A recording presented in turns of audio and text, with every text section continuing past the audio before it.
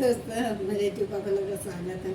चलिए नाच गीत डाल रही हूँ, आप लोग को पसंद आओ तो कमेंट में ज़रूर बताना कि गाना कैसा है। चलिए ठीक है, आप लोग लाइक सब्सक्राइब और कमेंट में ज़रूर बताना कि गाना कैसा है। चलिए ठीक है, सुना रही हूँ।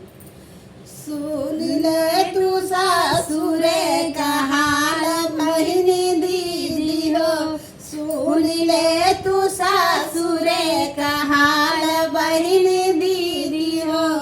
पहले बटौन जावा गाइली ससुरवा गइली ससुरवा, सासु मोरी आरती उतार रहनी दीदी हो, सासु मोरी आरती उतार बहिनी दीदी हो।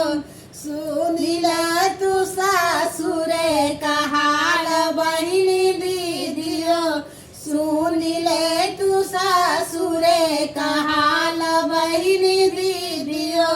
दूसरी बठौन जावा गाइली ससुरवा, दूसरी पठौन